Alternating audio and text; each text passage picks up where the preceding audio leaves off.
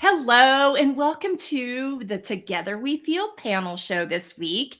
We are a small but mighty panel this week. It's Thanksgiving week in the United States. So it's a holiday week. A lot of people are already taken off, but this was a topic that was too timely not to cover.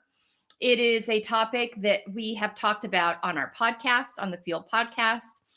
I was featured in an article in Psychology Today with our friends Doreen McCauley and Dr. Janelle Wells. They work and talk specifically about this topic in their work. They talk about it in their book that they wrote about the invisible work. And it's a topic that continually comes up. My friend Gretchen Skozer couldn't be with us today. She's writing literally as we speak, an article about it on how this shows up in the workplace. And so that I'm going to link all of those things, the past podcast, that article that she's writing, as well as the article from Psychology Today, are going to be in our show notes for you to refer to. I also have a friend here with me today that I met through our good friends at Podmatch. You're going to hear from her on the podcast later this year in 2026. But Laura Bratton's here with me today, and she's going to bring her take and her insights on the topic of weaponized gratitude versus true, authentic gratitude. And this is a topic I started discussing a couple of years ago on the podcast. And I knew I hadn't coined the term, but I also knew it was something we weren't talking about enough. And it had come up around Mother's and Father's Day, and a lot of people feeling guilt about how they should or should not show up around that holiday. And a lot of what I call weaponized gratitude being utilized to try to make people feel bad or that they weren't more grateful, so to speak. And so when I think about the terminology around this, a couple of things come up. I'm going to quote from a blog that our writer Jessica Garrison wrote about this a couple of years ago when we did the podcast episode. And she says, if you're confused by the phrase, weaponized gratitude is the act of making someone feel guilty for not feeling grateful and using gratitude as a way of diminishing other feelings that someone may be experiencing. Another way to look at it is from that Psychology Today article by my friends Dr. Janelle Wells and Dr. Doreen McCauley that they wrote last spring. And they say weaponized gratitude is a phenomenon where gratitude is manipulated to silence discomfort, avoid accountability, and maintain power dynamics. While the phrase may sound dramatic, its effect can be subtle yet profound, especially in environments shaped by inequality or emotional labor. You know, where are some places you might see this happen? Women experience this a lot in the workplace, in family settings.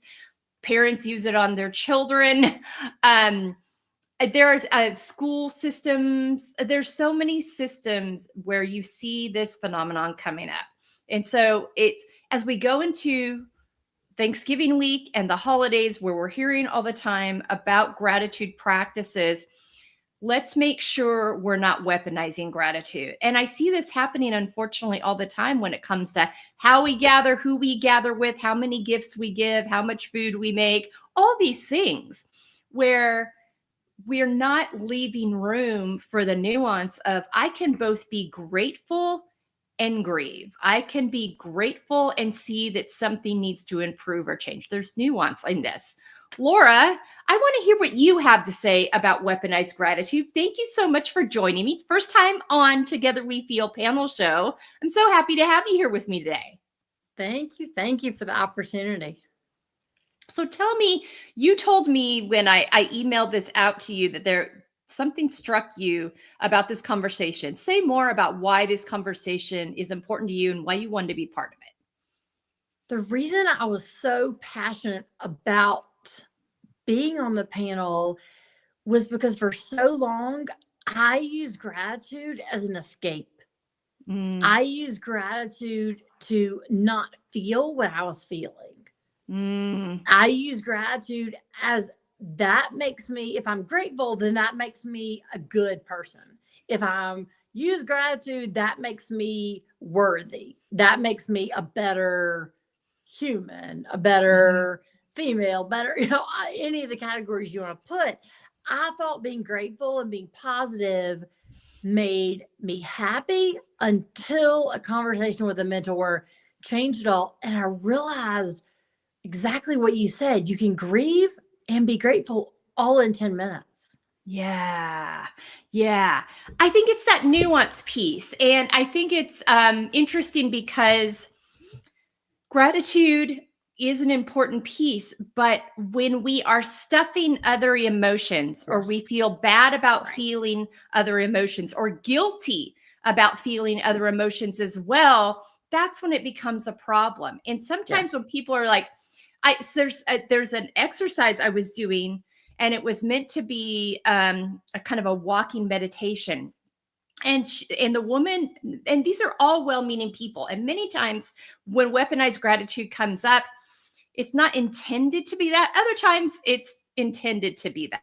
It's meant to be something that people use to maintain power. Like, okay, I'm not going to be able to stay the whole time for Thanksgiving dinner because we also need to go to my partner's house. Well, and they try to make you feel bad about it. And it's like, you should be grateful that you can spend this time with your family, and you shouldn't be leaving. I'm like, I can both be grateful and also need to go spend time in another place. I mean, that's just a minor example of what might come up, say, this week when you're planning. But that's a perfect real world example of exactly what you mean. Yeah. So it can be. So what I always talk about to people, I go, when I really get triggered when people start telling you to make gratitude journals, because I'm like, I want you to journal about all of your emotions so that you can feel authentically grateful. I want you to allow space for the sadness, the grief, the anger, the hope, the excitement, all the things that come up for you. I want you to allow space for all of those. And for the ones that are hard, allow yourself to process them and feel them. And you can be grateful that you allow yourself the space to do that, and allow the gratitude to come up authentically. Another place, yeah, exactly. Another place we see it come up a lot is in the workplace. Let's say you've been given a promotion, but with that promotion, you're not getting a pay raise. And it's like, you can be, and you go to ask them, I'm like, I'm getting this promotion, but there's no pay raise that comes with it. And they're like, you should be grateful to be here. You're lucky to have a job, instead of having a real conversation of like, let me explain to you my thinking behind it, or let's come up with a plan where this, so you can be grateful for the promotion and also realize this isn't quite right. I should be getting, if I'm going to get a promotion with more responsibility, I should be getting a raise. These are real conversations that come up, especially for women. They come up in all kinds of systems. I heard a lot growing up as a kid that I was, what are you crying about? Dry it up, quit crying, all those kinds of things. No room for your tears. Or if I brought up something that was wrong, like, this gift was a really thoughtful gift from Aunt so-and-so, but it's not something I'm going to really utilize. Can we return it for something of equal value so that I can actually utilize? And you should just be grateful. It's like, no, it's not. I never said I wasn't grateful, but I can go let this thing sit in my closet and never utilize it. I think she'd probably rather I go get something. I mean, there's so many ways that, or if you try to bring up a dynamic in the family, like, I feel like we've got some, some trauma bonding going on here. I feel like we could have healthier conversations. Well, you should be thankful for the house we provide. And what are you complaining about our conversations? We put food on the table. We buy clothes for you. It's like, I never said I wasn't thankful for those things. That doesn't mean there's also room for improvement. And those are some places where weaponized gratitude can come up. Like I said, we see it a lot with women. We see it a lot in workplaces and spaces where there are populations that, I'm not coming up with the right words right now, but that aren't underrepresented populations. I mean, there's so many ways. So Laura, I'm curious with you, you have such a fascinating, tragic overcomer story. I mean, you have such, can I read that? You absolutely can use it anytime, because that just shows the nuance of your life story.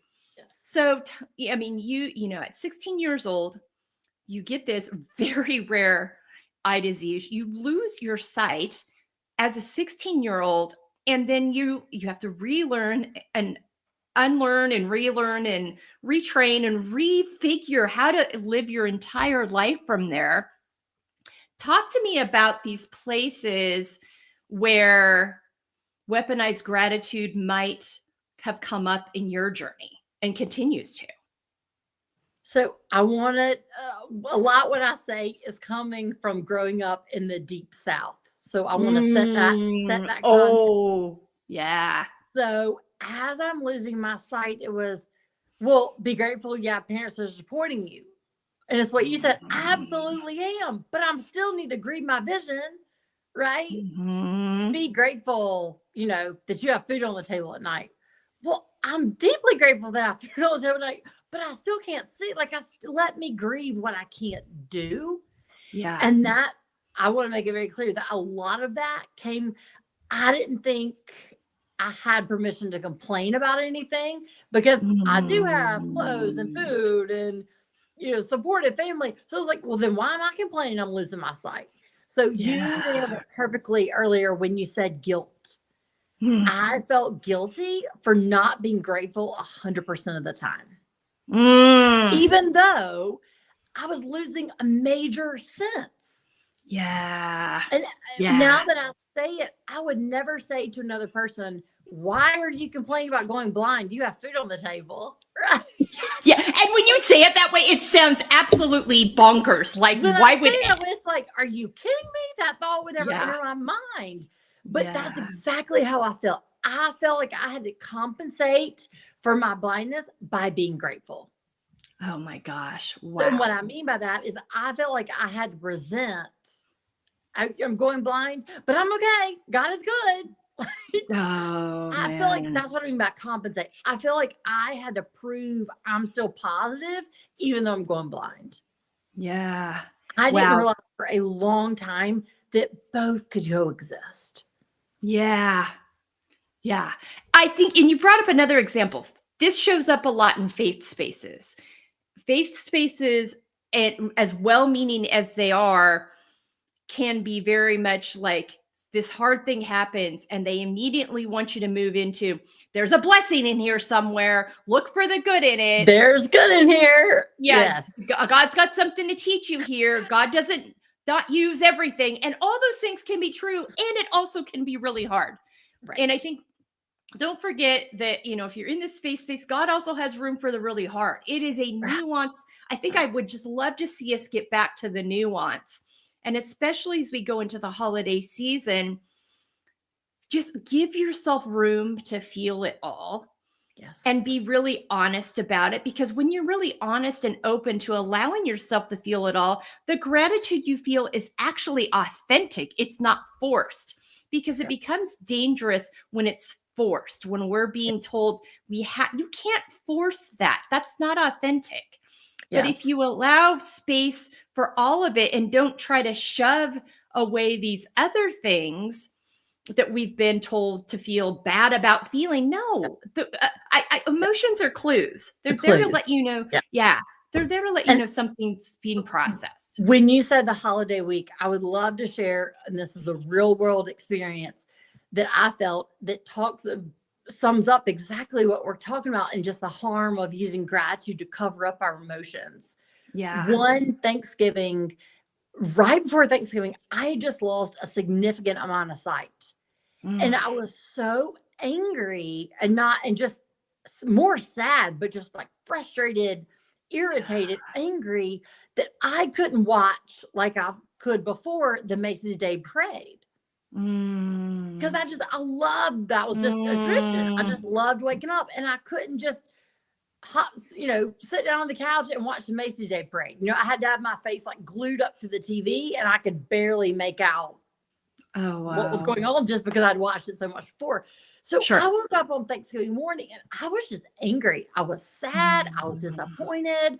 I was feeling nothing but grateful.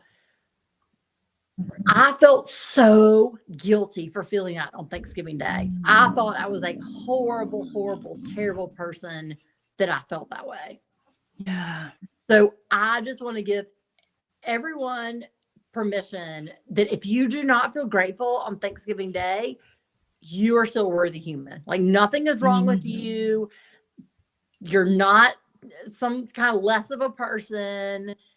That is absolutely okay. Yeah. I think what you said was so important, where for so much time you used gratitude to cover up. And I think that's what happens when we do weaponize it.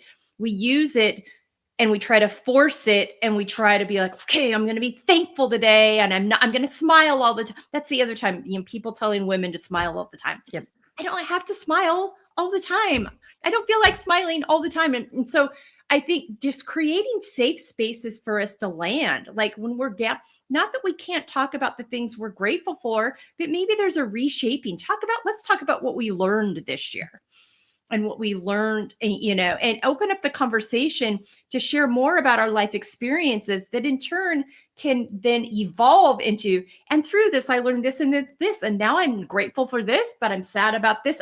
So invite the nuance of it instead of being afraid of the hard or feeling like it's bad to feel the hard. It's all part of the human experience. And the next time you feel yourself, because this is so conditioned within us, it is easy for us to snap to judgment or assumption with other people if they're having a hard time, or maybe they're having a lot of negativity flowing off of them, rather than quit being so negative. You should be grateful, but try, hey, I'm feeling some tough energy coming off you. Talk to me. What's happening here? Let's have a conversation. And then through that, allow them to feel safe. And then the safety and the expression and the processing make room for the gratitude to come through authentically. Yes. Yes. I absolutely could not agree more, because when the gratitude comes through authentically, it's deeply healing.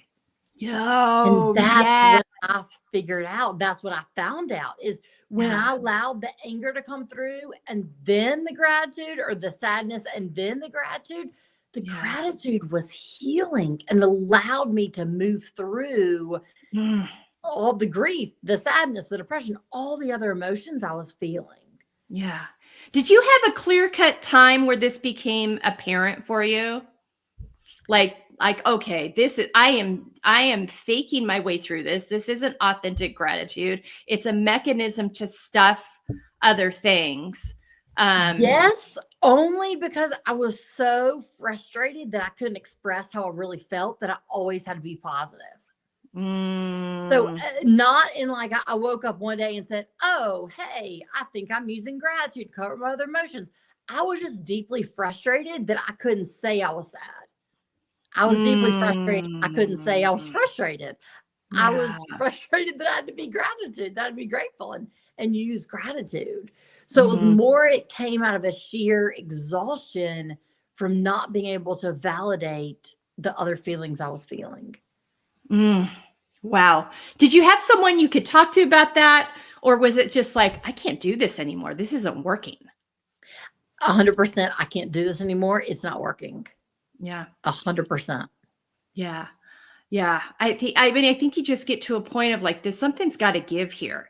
And yes, and for years I thought with so many people and so many things in my life, I was just like, there's just not room for me to feel all of this. The world needs me to only feel this one. I think we get this a lot as women. Especially, but as children too. And so you learn early on to stuff because it's inconvenient. Right. And you learn that it's only there, your gratitude is welcome, but everything else is not welcome. And so what can we do to create safe spaces? I mean, I'm working with women and talking to women. I'm like, I want you to really get into a journaling practice, especially as you're learning how to do this. You're learning how to stop stuffing. You're learning how to invite really authentic gratitude in, along with all the other feelings. You're learning how to do this. Write down all of your emotions every day. Trace them back to the root of them. Where do they come from? Are these things I need to be processing, are these old narratives that aren't true anymore? Allow room for all of it. And then within that, there comes this gratitude that you just simply got to release it. That you got to unload it. You got to have a place to put it. So there's a gratitude that you found a tool, a resource. And that's where you really come up with. But I think we have to stop feeling and insinuating and putting out there in the world as we're communicating with each other that there's not room for all of it. Right. And go ahead. No, I love how you said earlier about it's not just a gratitude journal. And so what you were just saying is perfect. It's a journal to write down all your emotions. Yeah. They're all equally as valid. And we need to feel them all to get healing, to move forward. Yeah. So thank you for just sharing that about journaling, because that's so true. Yeah. I love what you said about how gratitude was healing. And I think that's when it feels healing. I think that's that trust, that inner knowing. And when you feel like someone is trying to like, well, you should be grateful for, and you can be like, I actually am grateful for that. I'd love to talk more about, there's nuance. This doesn't make me any less grateful for the thing you're talking about. It just also makes me aware that there's a multitude of things happening within me and in my life and in our lives. Right. And some things need to be addressed that are harder and processed and moved through so that we can get to a healthier side of that. And ignoring them and stuffing them doesn't doing that. And it in no way makes me less grateful. And also know that not everybody's ready for that conversation. And so maybe at that point, it's just like, I am grateful. Please understand, I can process and feel multiple things at one time. We're all capable of that. I hope that's something that you're willing to explore as well, but also just, and then there may just become a time where if they aren't willing to engage with you in that way, and they continue to want to weaponize it, you may have to put some healthy boundaries around time spent or energy given to. That makes me think of, as you share that about the time and boundaries, a lot of times I will tell people it's okay not to be grateful, not to feel gratitude right now. Almost like giving people permission, right? Like you just went through this traumatic experience. Let's not jump to the gratitude. We'll get there. And yes, that will be healing resource. Let's pause that gratitude conversation, because another thing people assume as a coach, what they are supposed to tell you is gratitude. Yeah. And so I found giving them permission. Okay, in this conversation today, I don't expect you to be grateful. I don't expect you to be happy and positive. Let's only focus on that today. Yeah. Yeah. I think that permission to just show up and be as you are, wherever you are, knowing that it's safe for you to do that, so that when you do feel that joy, that gratitude, it's not forced. Right. It's not a facade. It's not a mask. Right. It's not a face. I think on the flip side too, realizing that when you allow yourself, sometimes we'll see people coming from these really difficult spaces and places, and we're like, they seem so grateful. They seem so authentically happy and connected. And I will tell you that my guess would be they've probably allowed them to feel all the things. And so they are able to show up that way. Yes. Again, a real life situation makes me think of that. So my mom she's a retired teacher now. So she was an elementary school teacher. And this was several years after I was diagnosed. This wasn't just right away, but several years later, a teacher in another classroom came over to her and they were talking after school. And she said, you just seem grateful. You just seem focused on gratitude. I think you're in denial that your daughter's going blind. And her exact answer was, I'm not in denial. I'm living in both worlds. I'm deeply thinking, and I'm focusing on the gratitude we do have. But exactly what you're saying, it doesn't have to be one or the other. And she said to this teacher, just because I'm grateful 10 minutes after class ends doesn't mean my whole life is full of gratitude and I'm not grieving my daughter's vision. Yeah. You don't think that I maybe wasn't crying on the way to school this morning. Or on it's on the way home, right? Exactly. Yeah. I mean, I think it goes back to that nuance. And so one of the things that I've decided to do was kind of a last minute decision. And it came up when I was facilitating a panel a couple of weeks ago live here locally where I live. And we were talking about, getting our calendars balanced, living in balance and living in alignment. I talked a lot about, living in a balance is about being aligned with who you are, and knowing what your value and knowing what is healthy for you, knowing what you need to fill your cup, being able to identify who you are authentically at your core, not your titles and your roles, but who you are, your character traits, what makes you exist as you are. And within that, you can look at your calendar and see, okay, is my life in alignment with that? And many times too, if our lives are out of alignment, it is hard to feel gratitude because we aren't living our lives in alignment with those values. We haven't taken the time to sit down and ask ourselves what those things are. And so what I told people at that point, and I've been sharing it on my platforms, and I'm going to put it out again this week, is at Thanksgiving, maybe a new way to approach the conversation rather than tell people what you're grateful for is share 5 things that nourish you and why those are important to you. Or share with me your character traits, not your titles and your roles, but I'm curious how you describe yourself. And I'd love to be able to talk, introduce myself to you in that way. Or 5 words on how you want to feel the next 6 months and what are you going to do to make sure that happens. I mean, it just shifts the conversation into a chance to get to know people a little bit more, chance to give them a room to express all these different areas about themselves. And through that, the gratefulness can be the connection, the learning about each other more, the deeper conversation, the approach of like, I don't necessarily tell me what all you're doing. Tell me how you are. Tell me who you are. Tell me what nourishes you, fills you up. That to me sounds like such a connecting way. And it gets rid of this way. If somebody's having a bumpy day and they feel forced to say something they're grateful for, let's invite them to get to it authentically and just maybe do the simple one. 5 activities that nourish you. That initially brings up an authentic gratitude because you're thinking of these activities these nourish you. You're thinking of these activities that fill you up. And then you get the second step question. Are those active in my life? Or how can I support you in making space for you to be able to do that? If you're at a family table, and talking about how can I support you so that you can make more room for this? What an opportunity to connect with each other authentically and really create some authentic gratitude through that. So yeah, I think it's just getting curious. So if that sounds interesting to you, check out our socials this week. I'm going to put the form in the show notes, and it's just ask the 3 questions. It asks 5 activities that nourish you, describe yourself by your character traits, 5 words on how you want to feel this next 6 months.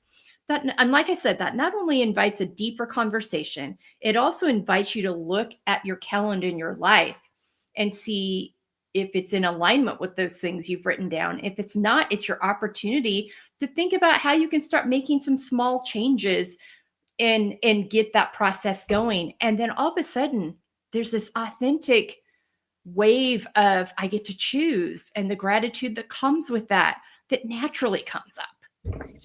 Right. That organically happens. Yeah. And I love that you said the focusing on what nurtures us leads us to the gratitude. Because also what I found is going back to gratitude journals, people just say stuff they're grateful for, they really don't feel grateful for. So I love how you said, let the gratitude just come. Yeah. Yeah. And not force it. Because when it force it, it doesn't stay. It's not sustainable. It makes you more sad, right? Yes. And we're looking for that deeper level contentment that you can find regardless of the storm that comes around.